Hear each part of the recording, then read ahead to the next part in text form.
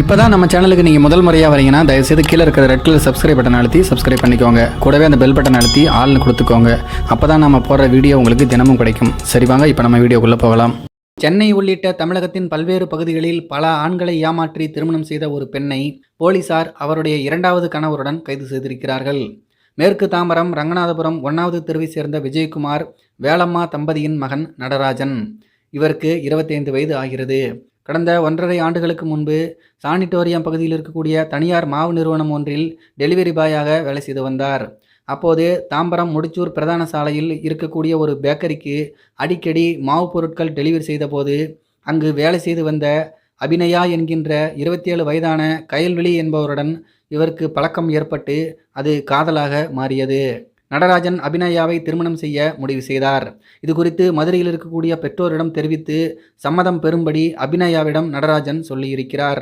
அப்போது அபிநயா தனக்கு ஊரில் இருக்கக்கூடிய வயதில் பெரியவரான மாமாவை திருமணம் செய்து வைக்க பெற்றோர் வற்புறுத்தியதால்தான் அவர்களை பிரிந்து சென்னையில் விடுதியில் தங்கி வேலை செய்து வருகிறேன், பெற்றோருடன் பேச்சுவார்த்தை இல்லை என சொல்லியிருக்கிறார்.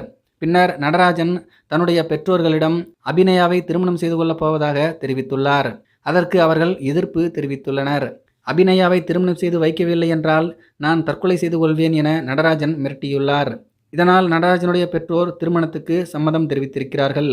நடராஜனுக்கும் அபிநயாவுக்கும் கடந்த ஆகஸ்ட் மாதம் 29ஆம் தேதி மேற்கு தாம்பரம் ரங்கநாதபுரம் பகுதியில் இருக்கக்கூடிய ஒரு கோயிலில் திருமணமும் மற்றும் அதே பகுதியில் இருக்கக்கூடிய ஒரு தனியார் திருமண மண்டபத்தில் வரவேற்பு நிகழ்ச்சியும் நடத்தினர்.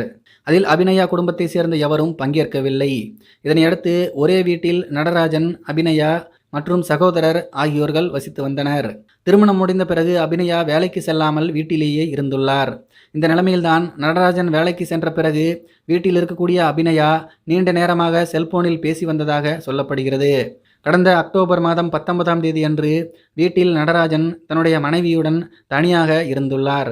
அப்போது அபிநயா தீபாவளிக்காக எடுத்த புடவைக்கு பிளவுஸ் தைக்க வேண்டும் என கிருஷ்ணநகர் பகுதியில் இருக்கக்கூடிய ஒரு கடையில் துணியை கொடுத்துவிட்டு வரும்படி கணவனை அனுப்பியுள்ளார்.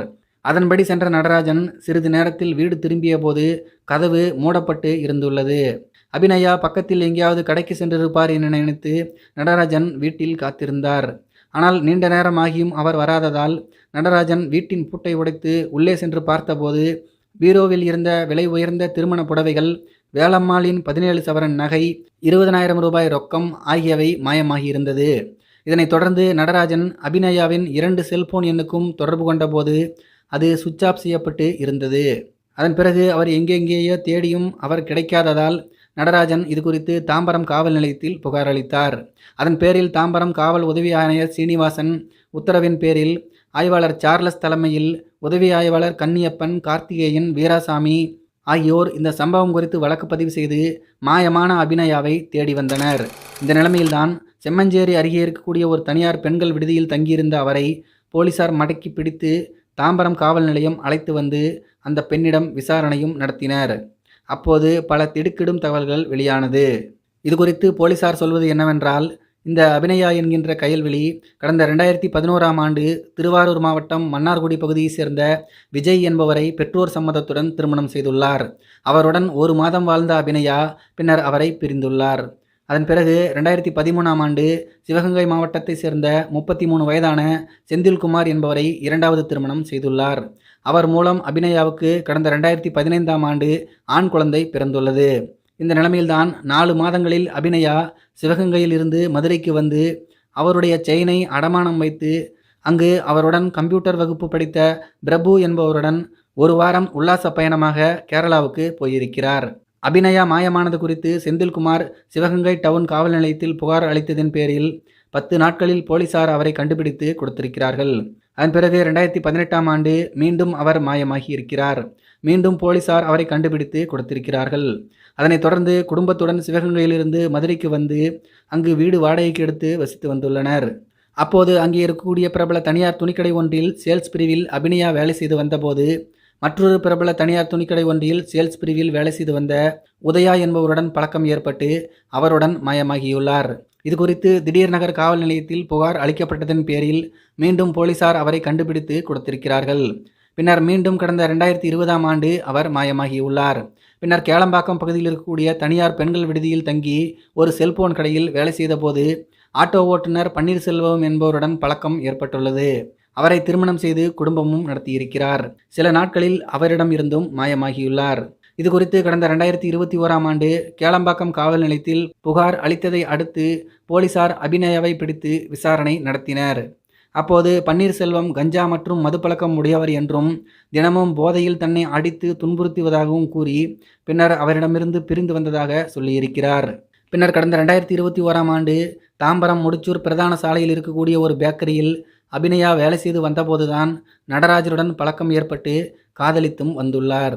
அதே சமயத்தில் சேர்சாட், ஸ்னாப்சாட், இன்ஸ்டாகிராம் உள்ளிட்ட சமூக வலைதளங்கள் மூலம் பழனியை சேர்ந்த சூர்யா, கள்ளக்குறிச்சியை சேர்ந்த இளங்கோவன், திருச்சியை சேர்ந்த அமீன் உட்பட ஏராளமான ஆண்களுடன் பழகி வந்துள்ளார். இதில் சூர்யா, இளங்கோவன் உட்பட பலருடன் பல்வேறு பகுதிகளுக்கு சென்று உல்லாசமாக இருந்ததாகவும் சொல்லப்படுகிறது.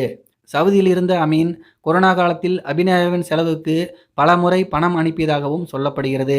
இதனிடையே கடந்த ஆகஸ்ட் மாதம் 29ஆம் தேதி நடராஜனுக்கும் அபிநயாவுக்கும் திருமணம் நடைபெற்று இருவரும் வாழ்ந்து வந்துள்ளனர். இந்த நிலைமையில்தான் கடந்த அக்டோபர் மாதம் சவுதியில் இருந்து அமீன் சென்னைக்கு வந்துள்ளார். இது குறித்து சேர்சாட் மூலம் அறிந்து கொண்ட அபிநயா நடராஜன் வீட்டிலிருந்து நகை மற்றும் பணத்துடன் மாயமாகியுள்ளார். பின்னர் அமீனை நேரில் சந்தித்து நடராஜனுடைய வீட்டிலிருந்து எடுத்து சென்ற நகைகளை விற்பனை செய்து அமீனுக்கு செல்போன், வாட்ச் என பல்வேறு பொருட்களை வாங்கி தந்ததாக சொல்லப்படுகிறது. அதோடு அமீனுடன் புதுச்சேரி, திருச்சி, சென்னை என பல்வேறு பகுதிகளுக்கு ஒன்றாக சுற்றி இருவரும் உல்லாசமாகவும் இருந்துள்ளனர். பின்னர் அமீன் மீண்டும் வேலைக்காக சவுதி செல்ல இருந்தபோது அவருக்கு நடராஜன் வீட்டிலிருந்து எடுத்து வந்த நகையில் 3 சவரன் செயினை கொடுத்துள்ளார். அதனைத் தொடர்ந்து கடந்த அக்டோபர் மாதம் 31ஆம் தேதி அமீன் சவுதிக்கு சென்று விட்டார். பின்னர் 2வது கணவர் செந்தில்குமாருடன் சென்று அபிநயா வாழ்ந்து வந்துள்ளார். அப்போது நடராஜன் வீட்டிலிருந்து எடுத்து சென்றதில் மீதம் இருந்த நகைகளை செந்தில்குமாருடன் சேர்ந்து அடமானம் வைத்து அந்த பணத்தில் இருவரும் உல்லாசமாக இருந்துள்ளனர். பின்னர் அங்கிருந்து மீண்டும் கேளம்பாக்கம் பகுதியில் தான் ஏற்கனவே தங்கியிருந்த தனியார் பெண்கள் விடுதிக்கு அவர் வந்தபோது போலீசாரிடம் அவர் பிடிபட்டது தெரிய வந்திருக்கிறது. இதனையடுத்து அபிநயா மற்றும் அவருடைய செயல்களுக்கு உடந்தையாக இருந்த 2வது கணவர் செந்தில்குமார் ஆகியோரை போலீசார் கைது செய்தனர்.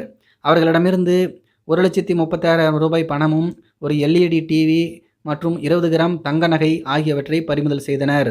தாம்பரம் நீதிமன்றத்தில் ஆஜர்படுத்தி தற்போது சிறையிலும் அடைத்திருக்கிறார்களாம். சமூக வலைதளங்களான சேர்சாட், ஸ்னாப்சாட், இன்ஸ்டாகிராம் உள்ளிட்ட சமூக வலைதளங்களில் ஆண்களை தேடி அவர்களுடன் பழகி பின்னர் அவர்களுடன் உல்லாசமாக இருக்கவும், திருமணம் செய்து பணம், நகை உள்ளிட்டவை பறித்து உல்லாச வாழ்க்கை வாழ்வதற்காகவும் அபிநயா இதுவரை சுமார் 32 சிம் கார்டுகள் வாங்கி பயன்படுத்தி வந்துள்ளார். இந்த நிலைமையில் போலீசார் அபிநயாவின் ஆதார் அட்டையை வைத்து அதன் மூலம் அவர் வாங்கிய சிம் கார்டு எண்களை ஆய்வு செய்தபோது அவர் பல்வேறு ஆண்களுடன் தொடர்பில் இருந்தது தெரிய வந்திருக்கிறது. 100க்கும் மேற்பட்ட ஆண்களிடம் விசாரணை நடத்தி பின்னர் அபிநயாவை போலீசார் கைது செய்தனர். சமூக வலைதளங்களில் ஆண்களை ஈர்க்கும் விதமாக பல்வேறு பெயர்களில் பல்வேறு கணக்குகளை அபிநயா வைத்திருந்தது விசாரணையில் தெரிய வந்துள்ளது.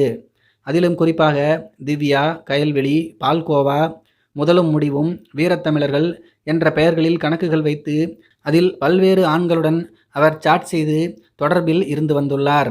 பலரை ஏமாற்றி திருமணம் செய்து கொண்டும் பல ஆண்களுடன் சமூக வலைதளங்கள் மூலம் பழகி பல்வேறு பகுதிகளுக்கு சென்று உல்லாசமாக இருந்து வந்த அபிநயா ஆண்களுடன் பழகும்போது தனது காந்த பார்வையால் ஈர்த்து கண்களாலேயே ஆண்களுடன் பேசி அவர்களை மயக்கியதாகவும், கவர்ச்சியான உடைகள் அணிந்து ஆண்களை தன் பக்கம் ஈர்க்கும் விதமான செயல்களில் ஈடுபட்டதால் பெரும்பாலானோர் அதில் மயங்கி பின்னர் ஏமாந்ததாக சொல்லப்படுகிறது.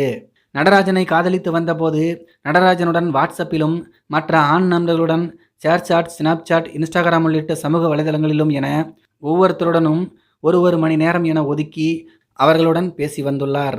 இந்த நிலைமையில் நடராஜனுடன் அபிநயா நெருக்கமாக இருப்பது குறித்து தெரிந்து கொண்ட சூர்யா, இளங்கோவன் ஆகியோர் அபிநயாவுடன் உண்டான நட்பை முடித்து கொண்டதாகவும் சொல்லப்படுகிறது. அப்பா, இவ கதையை கேட்ட தலையை சுற்றுற மாதிரி ஆயிடுச்சு இல்லைங்களா? ஒரு பொம்பளைக்கு எவ்வளோ துணிச்சல், எவ்வளோ தைரியம் பாருங்கள். ஆண்கள் நிறைய பெண்களை காதலித்து ஏமாத்துறாங்க அப்படின்னு சொல்கிறாங்க இல்லையா? ஏதோ ப்ளே பாய் அப்படிலாம் சொல்லுவாங்க இல்லையா? அந்த மாதிரி ஆண்கள்லாம் இவன் முன்னாடி பிச்சை எடுக்கணும். பாருங்கள் எவ்வளோ பேரை ஏமாத்திருக்கா, என்னென்ன வேலை பார்த்துருக்கா அப்படின்னு சொல்லிட்டு. இதை பற்றி உங்களுடைய கருத்துக்கள் என்ன அப்படிங்கிறது கீழே இருக்கிற கமெண்ட்ஸில் தெரியப்படுத்துங்க. மேலும் இது போன்ற வீடியோக்களை பார்க்க நம்முடைய சேனலை சப்ஸ்கிரைப் பண்ணிக்கோங்க. நன்றி, வணக்கம்.